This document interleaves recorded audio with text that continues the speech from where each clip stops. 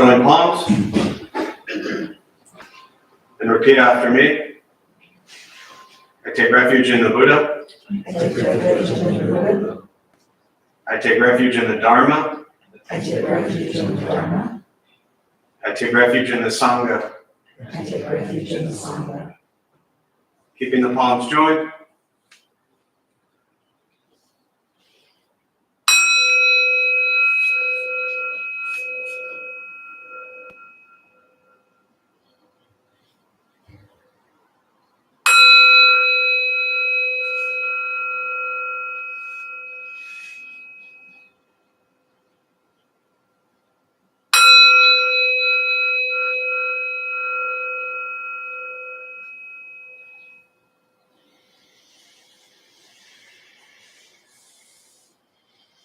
The palms down.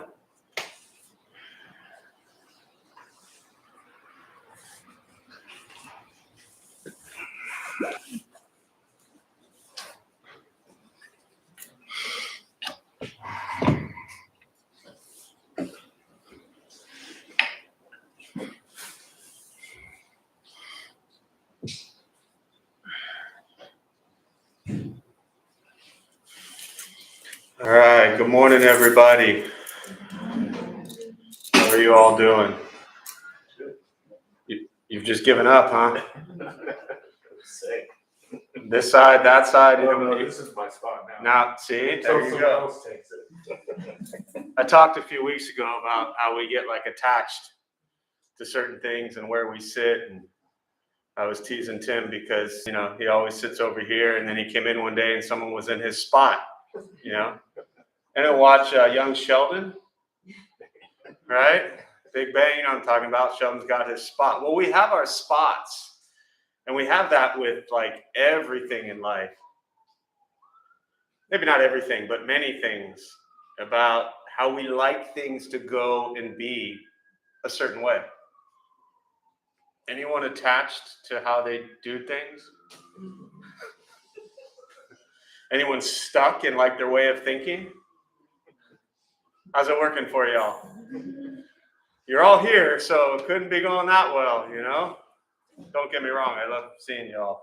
But it, you know, it really goes to show like throughout our lives, and these are things that we don't always pay attention to, that so many of the things that we do on a day-to-day basis just out of routine may or may not be that healthy for us. Or whether they're healthy or not, we still may be attached to them. Little things, you know, what we eat, what time we eat, where we're going, who we're talking to, how we're speaking, how we're engaging, how we spend our time, how many hours we watch Netflix, you know, all kinds of things that we just get stuck in these routines. And all of those routines, all of those habits, all of those habitual patterns and behaviors that we have are deeply rooted in our sense of self, in our ego, in us trying to defend or protect or present our way of seeing the world. And when you begin and really cultivate a very deep meditation practice, what the meditation practice is helping you do, other than what often people think, which is, you know, to get quiet and calm and peaceful and all that kind of stuff. Well, that's great. You know, I'm all for getting quiet and calm and peaceful. Please, if you all are just coming in, if you don't mind, come this way. Grab a couple chairs. Sorry to put you on the spot. Otherwise, everyone just runs straight to the back, and then I spend all morning screaming. Thank you. When we develop and cultivate a deep meditation practice, and it's becoming more about, like I said, that kind of escape to get calm or quiet or peaceful, what we begin to see is actually the nature of our mind and what our mind does. And learning to see what your mind does is the start of this whole spiritual path and practice. Because what your mind does determines everything else I just was referring to. And if we begin to make changes in what we do on a day-to-day basis, then the levels of stress, anyone here stressed? Anxious? Anxiety? Arm got tired. Sadness? Depression, right? Anyone dealing with it? You got all five, right? All five, all hands in. Good to see you back, by the way, even with the masks, it's like the eyes, you see the eyes. We're all just stuck in these worlds of anger, stress, anxiety, sadness, depression, and some of them more severe than others, and some of them better than others on different days. But these are all tied into what the Buddha called, this is dukkha, this is suffering, this is discomfort, this is angst, this is dissatisfaction. And again, to kind of tie this all back to where Tim sits, it has to do with our mind and our attachments to how we see things. So hopefully, for me, sitting with, people for a period of time, we begin to recognize that we're not sitting in meditation just to run away from the madness. If you're who's here for the first time today, like never been here before? So if you're here for the first time, welcome. What brought you here? Curiosity of? Meditation. What do you think it's going to do for you? Hopefully what? Good things? It probably won't do bad things, but I can't even promise that,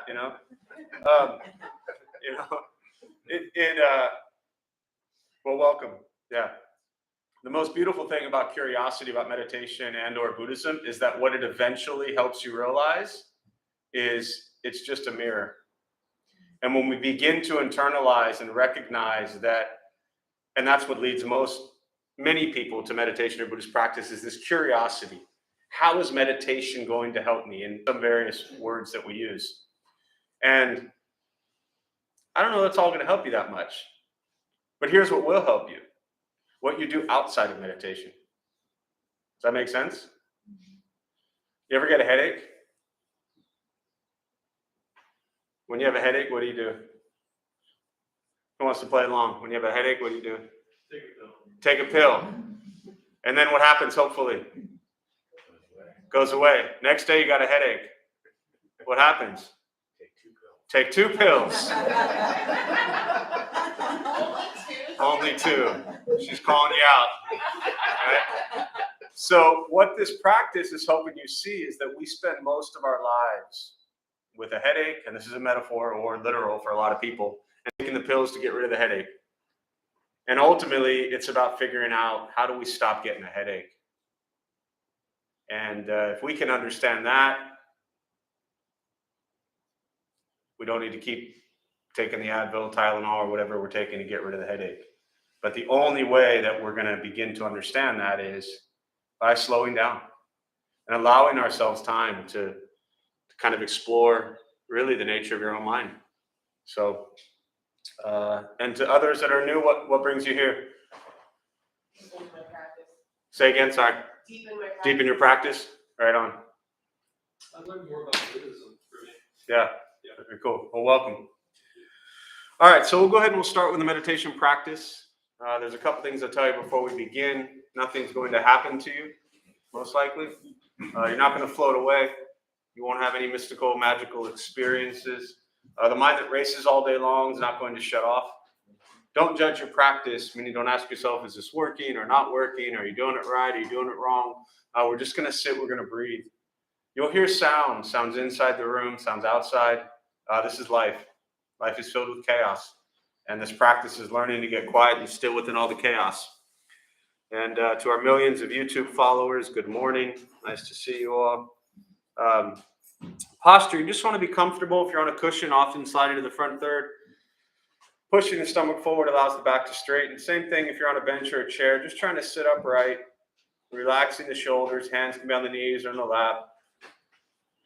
I will guide us as we begin, and we'll settle into a little bit of silence. Most important, do not expect anything from this. We're just going to sit and breathe.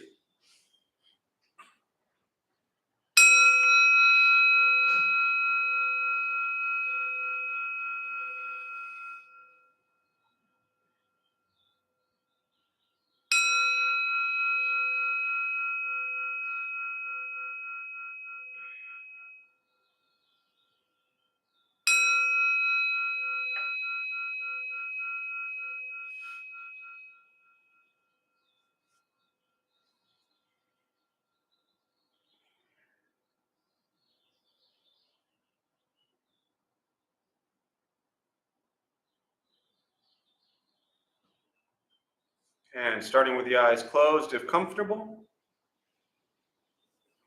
or slightly open.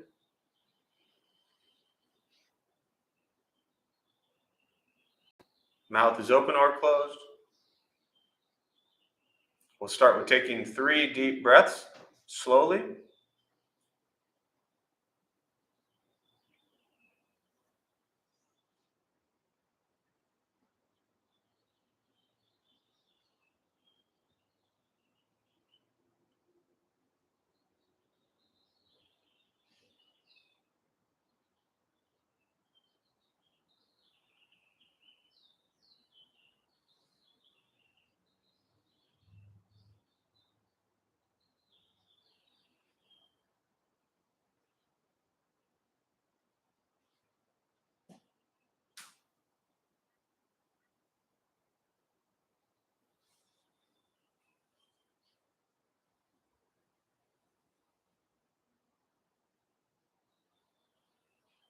And eventually, you'll settle into a natural rhythm of the breath.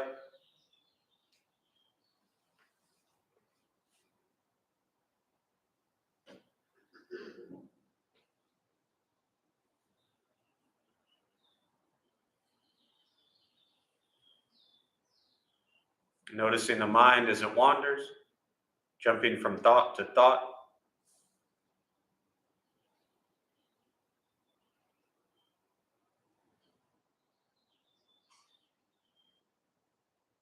Start with gently guiding the attention and focus to the stomach or chest.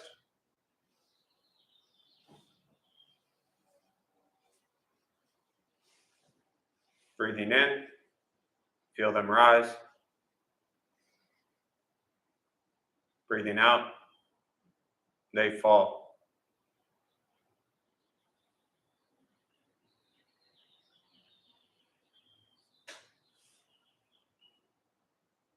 Simply continue this practice, observing sensation of breath.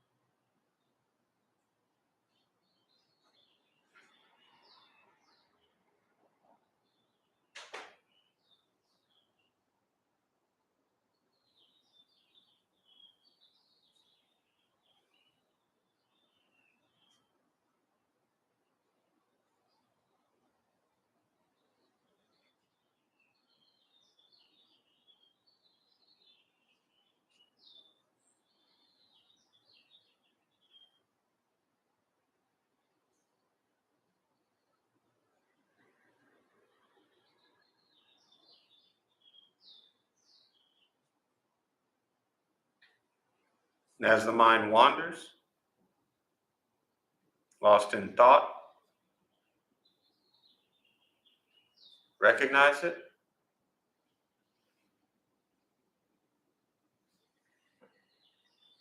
Release that thought. Return attention, focus to the breath.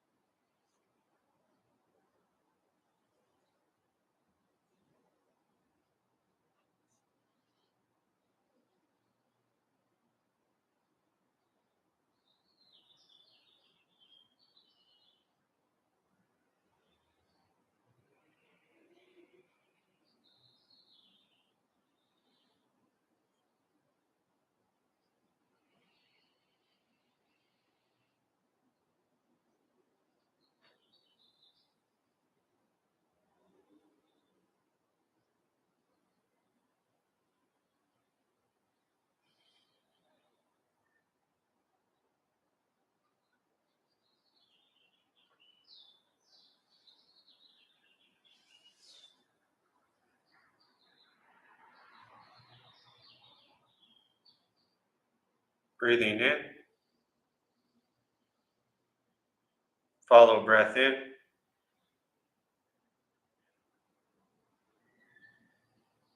Breathing out. Follow breath out.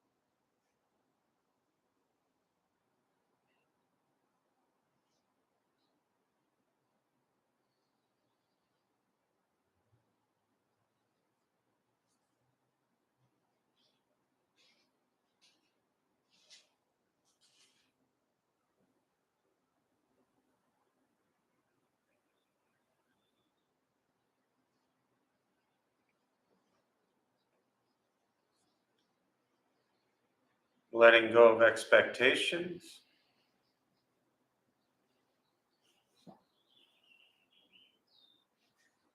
Letting go of judgment from the practice.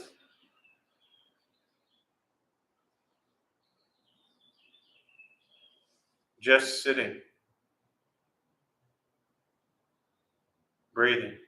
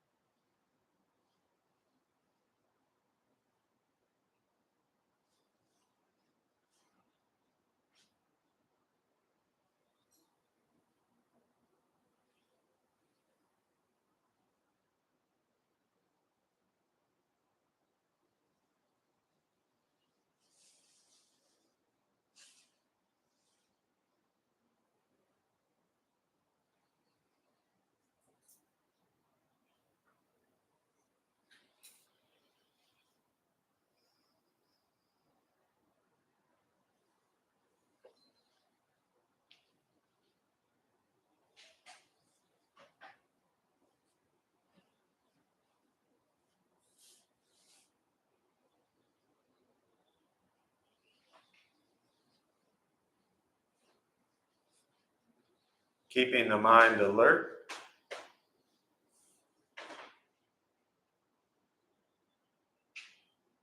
aware of each sound.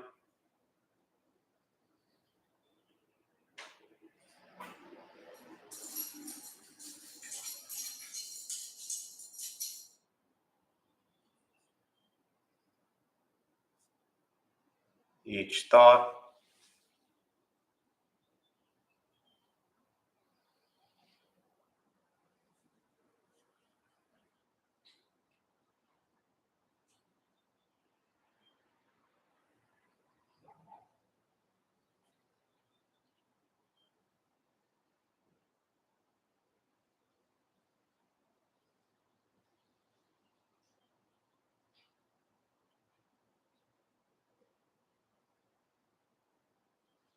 Each physical sensation.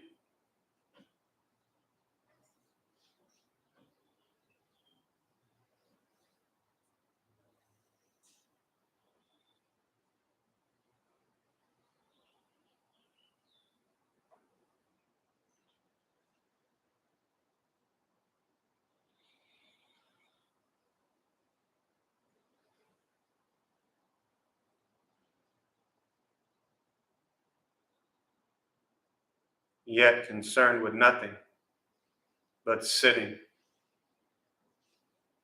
breathing.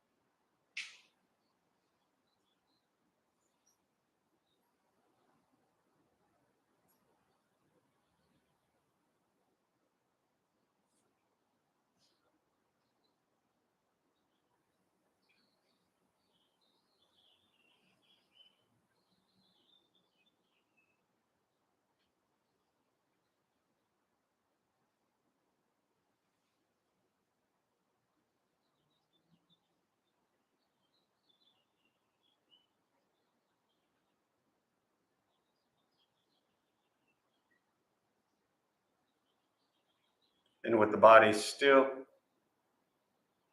rested, and the speech quiet, aware of all sounds.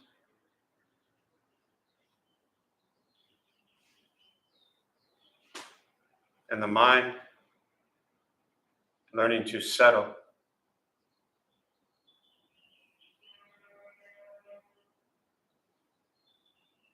Know what it's like to just sit and breathe.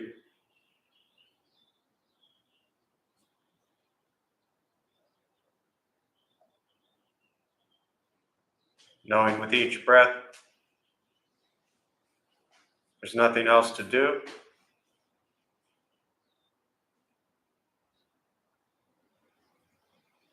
Nowhere else to go.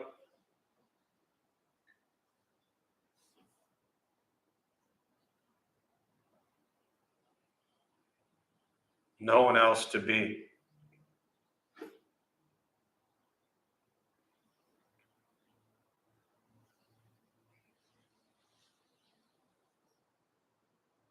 Everything beautiful, just as it is. Sitting, breathing.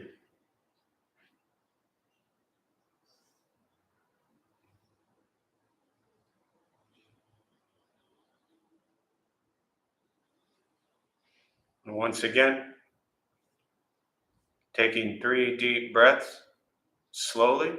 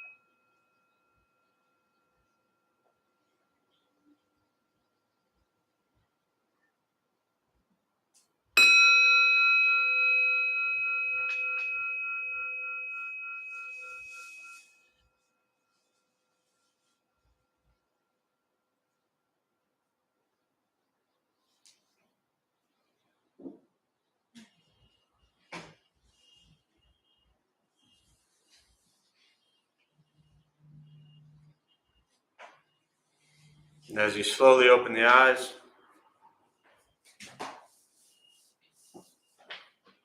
slowly beginning to move,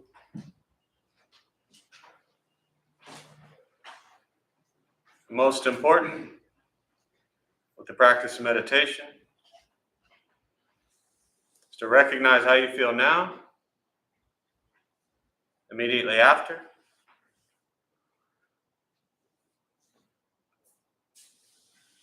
Compare this to how you typically feel throughout your day. Recognize the difference, if there is one.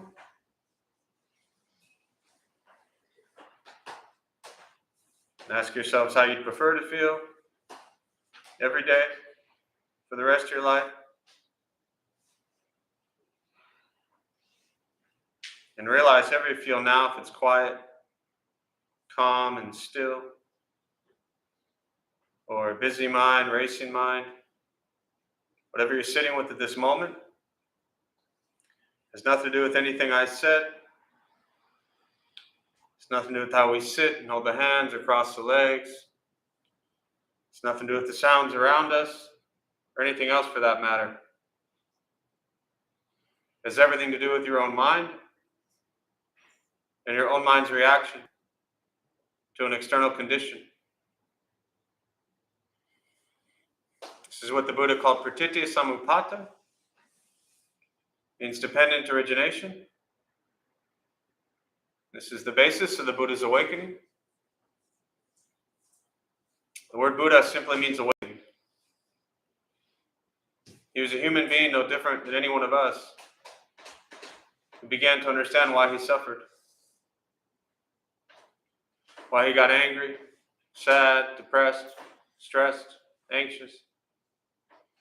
He began to understand the causal relationship of all phenomena. And what that means very simply for all of us, regardless of where you come from or what you believe in or where you think you're going, your whole life is filled with things that happen and you react. More stuff happens, more reactions. That's it. This practice is learning what it's like to respond to something quietly, peacefully, still. Because for most of us, the way we responded to the last 20 minutes is quite different from how you respond to everything else that's happening throughout your day. And so all we're working on is closing the gap to where the way you feel now is closer to how you feel always. Just as driven, motivated, productive, successful, whatever that means to you in your respective lives. But with a mind that's steady, clear, focused, distracted by nothing, disturbed by no one. It's not an easy practice. It's not necessarily fun. It's not an escape, as I alluded to earlier. Meditation is direct perception into the present moment and learning to be with each present moment as it arises without constantly trying to run and escape from present moment. Meditation is free. Buddhist practice is free. Sitting, breathing, learning to be kind to yourself and everybody else you encounter on a day-to-day basis. And that's why it's so easy. We just have to roam around and be nice to everybody we encounter. And knowing so many of you in the room, I know being nice to people is something you're really, really good at. So this should be quite easy. Once we stop trying to change, fix, control, manipulate all the things and people and places around us, and we work on our mind and our reaction to the world around us, life gets simpler. But it does take time. And during that time, we face lots of obstacles and painful experiences along the way. Lots of moments to celebrate, lots of joys, lots of successes, but also lots of experiences that shatter us, crush us, and make it really difficult to get through each day. So we work to find a balance. And I just want to share one thing. I had just looked down here, and I just want to share a message, which is actually interesting because we do have a dog. What's the dog here? What's the dog's name? More. Mort? Yeah. Mort. Close enough. I know, I got it. I'm a Jewish kid. I like Mort. That's a great name for a dog. But I just want to share Janelle, who's been part of this community, and Mallory for a long time, since probably old Buddha for You days, 10 years ago. But I just wanted to share for all of us here, and Janelle and Mallory, she says, this is Mallory and Janelle. We're putting our dog, Mr. Biggs, to rest within the hour. Please send healing, loving, grounding energy. So I just wanted to share that with us all for Mr. Biggs. And we always do a transfer of merit at the end, but also just now transferring any merit gained from this practice to Mr. Biggs. And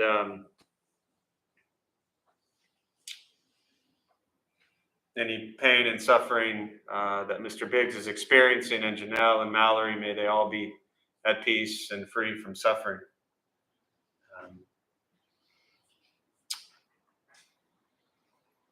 these are the things that we experience on a day-to-day basis. Happy, joyful moments and moments that really do take our hearts away. And, those of us who have or had pets, they're like people to us. And, right, Mort? There you go. So, the one thing about the Buddhist teachings I often talk about is that his teachings and his practice, at least for me and the way I've explored this for the last 19 years, is it doesn't always make life easier. And sometimes that's a harsh awakening for a lot of people, especially, for those who might be new to Buddhist practice, thinking that like, okay, well, nothing else seems to work, so I'm going to give that Buddhist thing a try, see if that helps. And very often early on, Buddhist practice can make things a little bit rougher. And what I mean by that is, it's the very first thing the Buddha taught, right? The Four Noble Truths. The first thing he taught without saying anything else when he sat down above that exit sign up there is an image of it. But his first teaching at Deer Park, it's called the first turning of the Dharma wheel. And the 5 disciples came up to him and they said, there's Siddhartha, looks like he's figured something out. And he taught the Four Noble Truths. And the very first thing he said was life is filled with dukkha, suffering. He didn't come up to like the 5 people and was like, hey, everything's going to be fine. We're good. No, he said life is filled with suffering. And so for me, Buddhist practice really starts there. It starts with understanding that we experience a lot of pain and suffering in our lives. And if we can embrace this as just truth, then when we experience pain and suffering, for me as a practitioner, seeing things directly head on, without avoiding it, without making excuses for it, without just wishing and thinking that all the pain and suffering is going to go away, but actually embracing it and meeting it with like love and kindness, like everything else, it tends to make it much easier to be with. Because it's what's there. Right? When we lose loved ones, there's no like simple thing about that. It hurts. Buddhist practice, a lot, I think, of times people who are new or newer to Buddhism often think that, you hear the word or phrase non-attachment in Buddhism, and often people put detached, which is really the incorrect way to explore that teaching, because detached is like you're cutting off from. But the teaching of non-attachment really is endless love for everything. But understanding the impermanent nature of it, that everything is always changing. So when we experience pain and loss, we understand that that is part of this journey. It's not the entire journey, but it's part of it. And so it helps to just see it for what it is. This is pain. And to learn to be with that. And the Buddha teaches a lot about aversion and how we run from pain and suffering. He talks about pleasant, unpleasant, and neutral feelings, emotions, sensations, experiences. And we're very often running from unpleasant to try to find pleasant. And the sad part is when we find pleasant, how long are you okay with that? Then boredom kicks in. Then lack of appreciation or gratitude for pleasant kicks in. And then what was once pleasant kind of then just trickles back down to neutral. Oh, this is okay. And then eventually, what is now neutral becomes unpleasant. And then we're stuck in this vicious cycle of craving pleasant to run away from unpleasant, to run away from neutral. Now, the beautiful thing is, especially for those who might be new to Buddhism, someone said to me years ago that, 20-something years ago, they had read a book in college on Buddhism, and it said, life is suffering, like page 1. And they closed the book, and they're like, well, that sucks. Why would I want to study that? And 20 years later, literally, they picked up a similar book and realized that there's a page 2 that helps you understand, like, okay, what's the cause of this suffering? And that's the second noble truth. So it's exploring our greed. It's called the 3 poisons: our greed, our anger, our ignorance. Exploring our cravings, our desires, our attachments, which is getting to know not about Buddhism, but getting to know about you, yourself. That's what the Buddha was teaching. It was a mirror to reflect back on, in my daily actions, my karma, what I bring into the world. Where's my level of greed? Where's my level of anger? Where's my level of ignorance? And can I practice to overcome greed, generosity? Can I practice to overcome anger, compassion? And can I practice to overcome ignorance, wisdom? So that's the practice. It's cultivating generosity, compassion, and wisdom. 3 words that we all probably understand to some extent. And then the third noble truth is the ending of suffering, and that's, nirvana, liberation, freedom from suffering, or just kind of having a good day. And then the path. That's the Eightfold Path. And these are very simple, logical, practical steps, working on having correct views, thoughts, speech, action, livelihood, effort, mindfulness, concentration. All that stuff is on Google for free. 4 Noble Truths, Eightfold Path. Stick to the first 3 pages of Google searches. You'll probably be okay. And then that's where the challenge is. Because the Buddha died 2,500 years ago and cannot help you. We are on our own with this path. And of course, Sangha, communities, people to practice with, support you and help you and guide you along the way, friends, things like that. But ultimately, we open our eyes, we close our eyes, it's just us. No matter who is next to us or around us, we ourselves are dealing with ourselves. And so that's the practice. So with that, I'll pause. And again, Janelle and Mallory, just your thoughts are in our hearts and wishes, and sending our best. If you need anything, let me know. So I'll open up to questions. Always prefer really just to respond to questions, whatever's on your mind, meditation, Buddhist practice.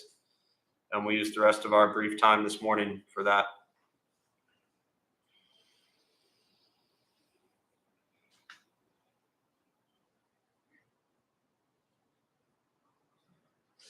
Yes. Good morning. Say again. Good morning. Good morning. I was talking to somebody about energy medicine, and she was saying to me that it starts with thought, then an emotion, and then the feeling in the body. How does that relate, if at all, to the Buddhist teaching? Do they look at it as 3 levels of, in other words, when I'm feeling the angst in my body, it's tied to an emotion which started with a thought.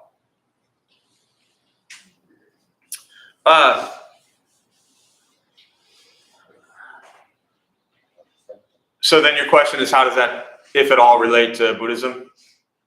Yeah. Yeah. I mean, when you talk about suffering, I'm feeling it in my body lately. Okay. So that's why that rang true to me. Sure. I know it started with a thought because I woke up worrying about something. Okay. And then I had fear, and then I feel in my body. So I'm just asking, how does that relate? It's making sense to me, but I'm wondering how that relates to Buddhist teaching and Sure. the end of suffering. Well, here's the thing.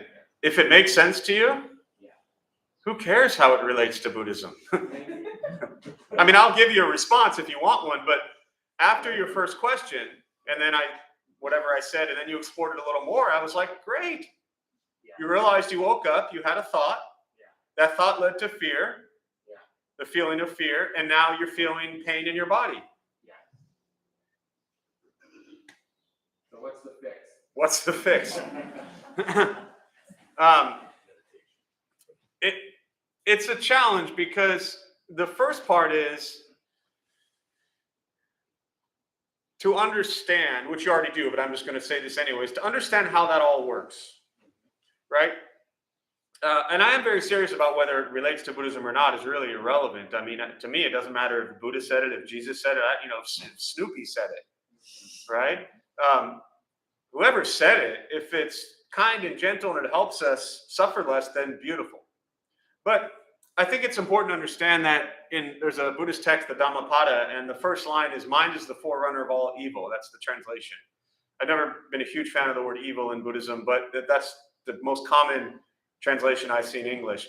And what that is referring to is exactly the example that you give. Evil could be a number of things. In your example, the way I kind of translate evil to you in your situation is physical pain. Physical pain is not fun. And you're experiencing that. And you just expressed that you're experiencing that because of your fear, which started with the thoughts.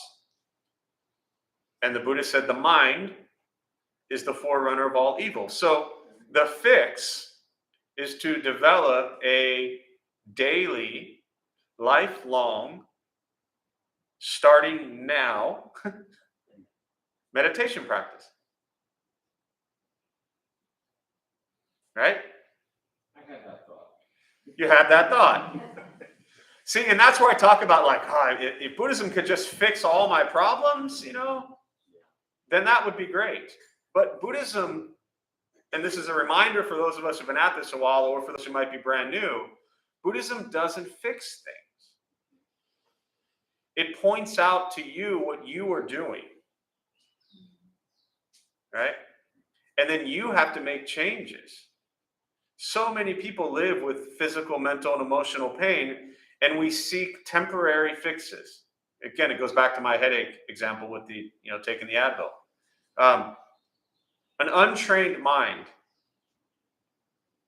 leads to, and a lot of you have heard me give this example before, but if your mind is thinking about, well, let me put it this way. When you experience stress, anxiety, fear, or worry, where's your thoughts? Future. If you're experiencing anger, sadness, or depression, where are your thoughts? Past.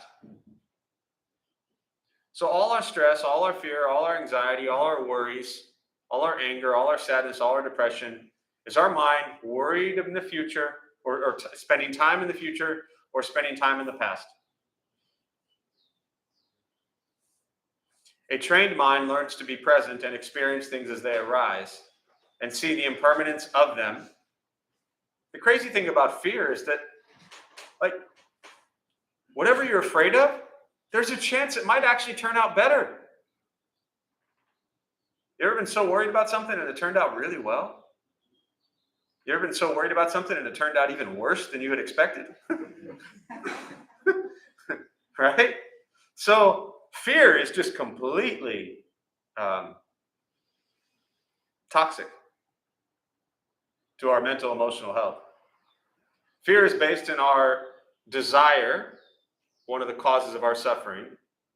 Fear is based on our desire to control things or people, or our expectations that things are going to be permanent or stay the same.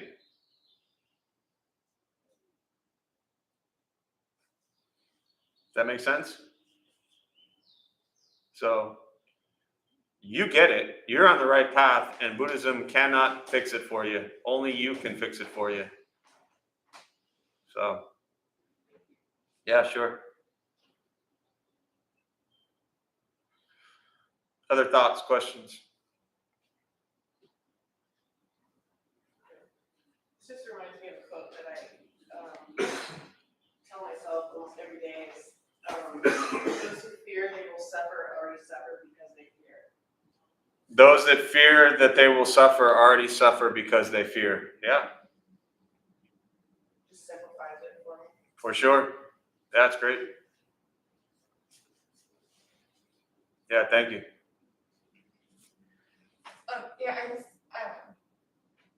thinking about how meditation helps you with the emotions and things like that. I'm becoming less prone to feeling like I'm going to scream.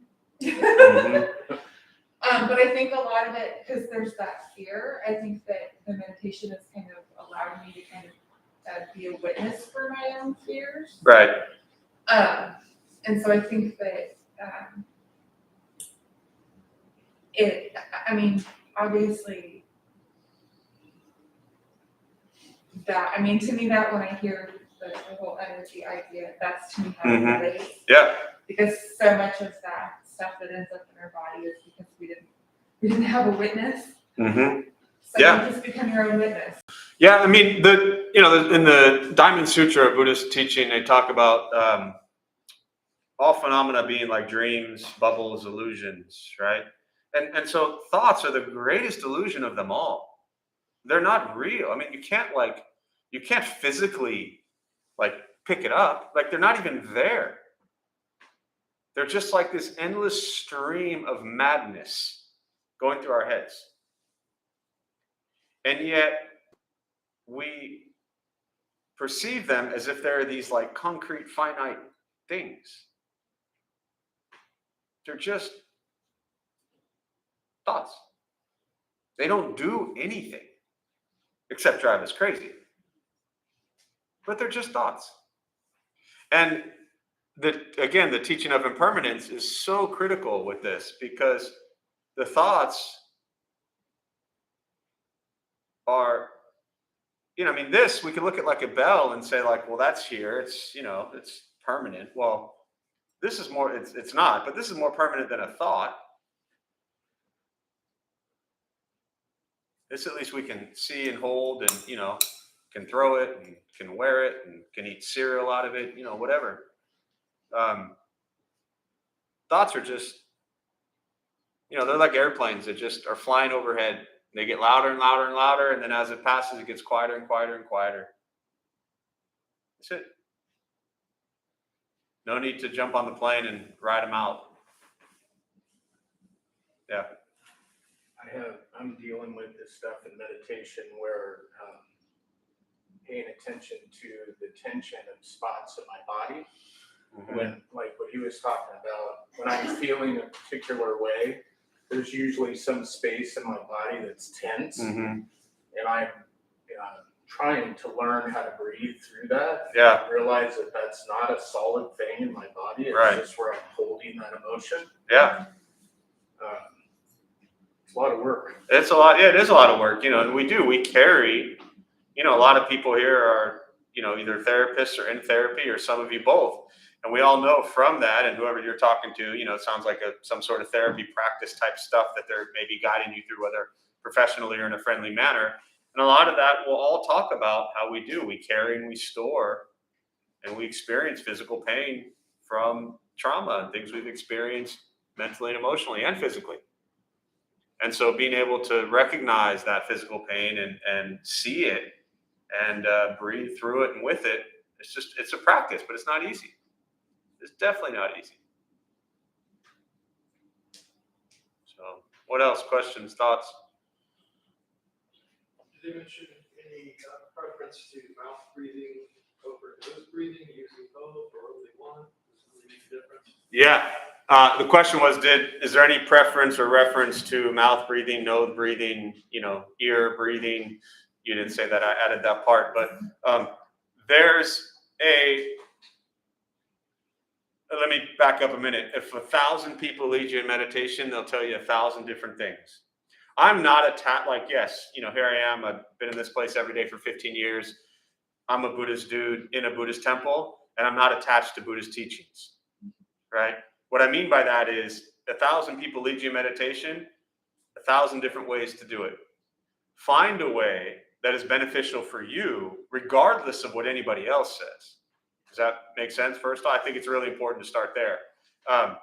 Because regardless of what the Buddhist teachings are on breathing, if it's instructed one way and that way is incredibly uncomfortable for somebody, then that doesn't do you any good. Does that make sense? And that's for everybody, really. But very specifically in the Buddhist sutras, in the Anapanasati Sutra, the Buddhist said, if you're breathing in and taking a short breath, know you're breathing in and taking a short breath. If you're breathing out, taking a long breath, know you're breathing out, taking a long breath. Meaning the teaching was just awareness of breath. Not so much about in through the nose and out through the mouth and in through the ear and out through the whatever. Very often those who might be newer to meditation will get wrapped up in, am I breathing right? And my biggest takeaway from the Buddhist teachings is breathe comfortably. Breathe naturally for you, whatever that may be. And if one notices that the breath is constantly shallow and they have a hard time taking deep breaths, then wow, that's an awareness that like, you might be a little too tense and, maybe need to relax a little bit and learn to take some deep breaths. So be aware of your breath. So yeah, that's the teaching. But again, I don't attach that because some people are taught one way and that works for them. And I think that's most important. Very specific in the Zen practice, right? So the Dogen, the great Zen master, lived in 13th century. He gave very specific guidelines on how to do meditation, where to put the tongue, how to hold the hands, right? One hand in front of the other, the thumbs touch together as if you're holding paper. If your paper is too tight, or if your thumbs are too tight, paper will crinkle. If your thumbs are too loose, paper will fall. The arms would be as if you had like a tennis ball underneath them. So you're like this, right? Chin down, tongue, tip of the tongue on the roof of the gum, where the gums meet the teeth. Swallow once. Eyes are gazed off the edge of the nose, down at the ground, 2 feet in front of you. Mouth is slightly closed. And you're breathing in through the nose and out through the nose. So those are the Zen teachings. Very specific, like 8 points. String, gently pulled your head up. So it's very detailed. So are there teachings like that? Absolutely. But again, critical to find what's comfortable for you. Because the last thing somebody wants to be doing is sitting there for like 18 minutes wondering if their hands are in the right place. Then all you're doing is bringing your madness and your craziness and all your anxiety and all your desire to control everything and everyone to how you're holding your fingers, which again completely defeats the point of this practice. So hopefully that's helpful. Yeah. Any final thoughts or questions before we wrap up?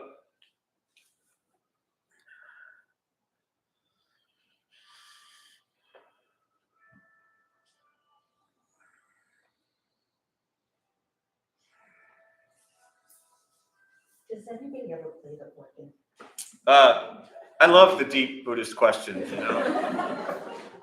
The question for those who didn't hear it was, does anyone ever play the organ?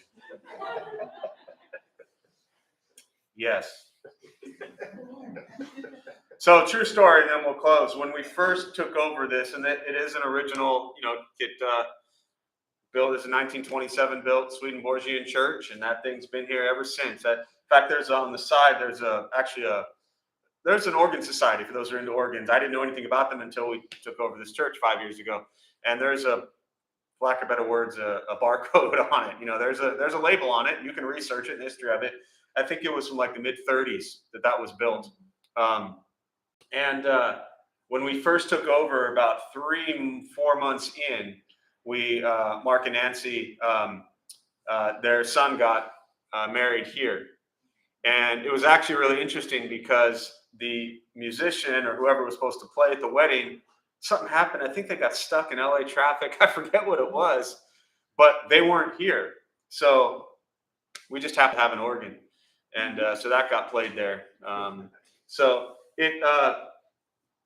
Yes, it gets played. But truthfully, it's, it's very much wasted on us. We love it. We appreciate it. It's beautiful. But it eventually really should be used and appreciated the way it needs to be used and appreciated. So it'll find a new home at some point in time. But right now we get to observe it and see its beauty. I would just love to hear some. Yeah. That'd be cool. Yeah. Craving and desire gets us all the time, So we'll join palms as we close.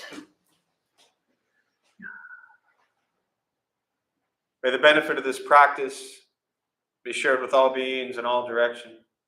May all be at peace. May all be free from suffering. May any merit gained be transferred to nearly 6 million lives that have been lost during this pandemic, their family and friends who suffer, and all of those in Ukraine, and surrounding areas who suffer at this time. And to Mr. Biggs, and Mr. Biggs, be free from pain, be free from suffering. And Mallory and Janelle as well.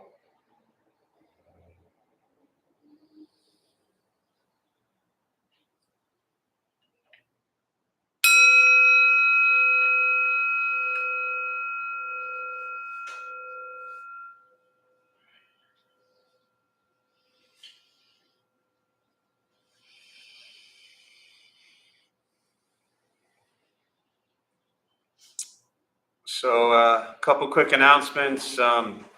Thanks all for being here. My name is Jeff. I'm a Dharma bum. We opened up this temple 15 years ago to introduce Buddhist practice to local folks. Those of us who lead, we're not monks, we're not nuns, we're not gurus, we're not masters, we're not teachers. We're not looking for students, we're just practitioners. We do our best to take our understanding of Buddhist teachings and put it into terms that hopefully make sense to those who show up. After 10 years downtown, we moved here 5 years ago, and just about every night we have different practices going on, different people leading. We shut down, as most of you know, for 16 months straight. We opened for 6, and then we closed for 2, and now we're back open again. And the plan as of today is to just continue, keep on trucking and keep on rolling with it. So always something happening every morning, Monday through Friday. We sit at 8 and 8:30. It's not a class. It's just if you want to sit for 25 minutes or 2 sessions in the morning, you can just show up and sit. The family sangha, for those who are parents or kids or both, you're welcome. That will start again May 14th. That's been on hold for obvious reasons. They've done some stuff outside, but that will come back May 14th. All that will be up on the website, posted here pretty soon. But for now, that will start once a month, the second Saturday of the month, second Saturday of the month for now. We're slowly just working on rolling everything from all of our programs back in, but one day at a time. So we appreciate you being here. Same thing, Buddha for You was closed for 18 months. It's open. It's downstairs if you need anything.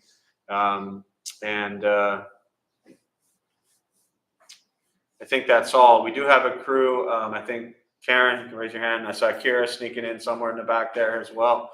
That stays after, that pulls weeds, takes care of the garden, gives some love outside. So if anybody wants to stay and help work in the garden, or help sweep up around temple, take the trash out, things like that. We see, hundreds and hundreds of people here all week, and we don't have a cleaning crew. We are the cleaning crew. So anytime you want to help take care of the space that we all benefit and use, you're welcome to. So thanks for being here. I wish you well, be safe, and we'll see you soon.